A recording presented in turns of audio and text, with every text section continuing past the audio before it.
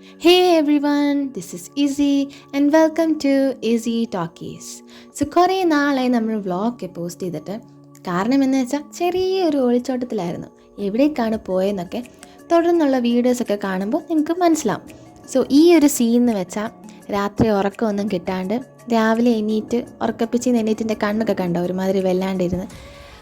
വെള്ളമൊക്കെ കുടിച്ച് എങ്ങനെയെങ്കിലും ഒന്ന് എണ്ണീറ്റ് എൻ്റെ മുഖമൊക്കെ സെറ്റാക്കാനുള്ളൊരു ഐഡിയയിലാണ്. പക്ഷെ ഒന്നും ശരിയാകുന്നില്ല, ഉറക്കമൊന്നും ശരിയായില്ല. അവസാനം റഷ് ചെയ്ത് ഒരുങ്ങിയതാണ് എൻ്റെ ഫൈനൽ ലുക്ക്.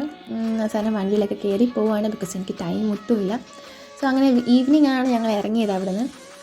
എൻ്റെ ഫേസ് കണ്ടാൽ അറിയാം, like so tired, but still ആ ഒരു സണ്ണൊക്കെ മുഖത്തടിച്ചപ്പോൾ I am so happy, because എനിക്ക് സൺകിസ്റ്റ് ഭയങ്കര ഇഷ്ടമാണ്.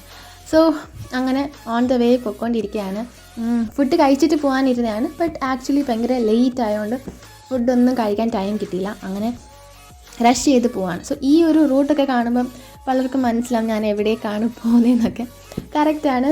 ആക്ച്വലി അങ്ങനെ ഫൈനലി എയർപോർട്ട് എത്തി. ബിക്കോസ് പോകുന്ന വഴിയൊക്കെ ഭയങ്കര ട്രാഫിക്കൊക്കെ ഉണ്ടായിരുന്നു. അപ്പം ലേറ്റ് ആവുമോ എന്നൊക്കെ ടെൻഷൻ അടിച്ച് അവസാനം കഴിക്കാനൊന്നും നിന്നില്ല. അങ്ങനെ നേരെ റഷ് ചെയ്ത് പോവായിരുന്നു. എയർപോർട്ടിൽ നിന്ന് വല്ല ഫുഡ് കഴിച്ചിട്ട് കയറാമെന്നൊക്കെ വിചാരിച്ച് അങ്ങനെ റഷ് ചെയ്ത് പോയി.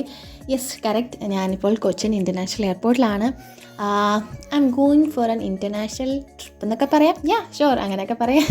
ഒരു ചെറിയൊരു ഒളിച്ചോട്ടം. അങ്ങനെ എത്തി. എന്നെ ഡ്രോപ്പ് ചെയ്തിട്ട് അവർ പോയി.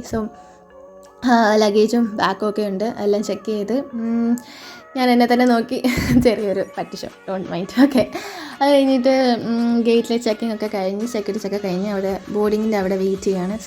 ഗേറ്റിന് അവിടെയൊക്കെ വെയിറ്റ് ചെയ്ത് കുറേ നേരം വെയിറ്റ് ചെയ്യേണ്ടി വന്നു.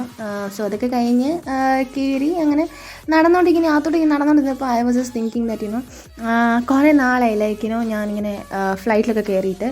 ആൻഡ് ആക്ച്വലി ഈ ഒരു ഫ്ലൈറ്റ് എന്ന് പറയുന്നത് ഫസ്റ്റ് ഫ്ലൈറ്റാണ് തന്നെ പോകുന്നത്. ബിക്കോസ് ഞാൻ കുഞ്ഞിലൊക്കെ ഇങ്ങനെ പേരൻസിൻ്റെ കൂടെ പോയിട്ടുണ്ട്, ബട്ട് സോളോ ഫ്ലൈറ്റ് എൻ്റെ ഫസ്റ്റ് ടൈമാണ്.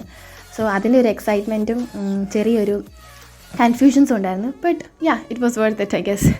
പിന്നെ അങ്ങനെ കാര്യം ഇൻസ്ട്രക്ഷൻസൊക്കെ തന്നു.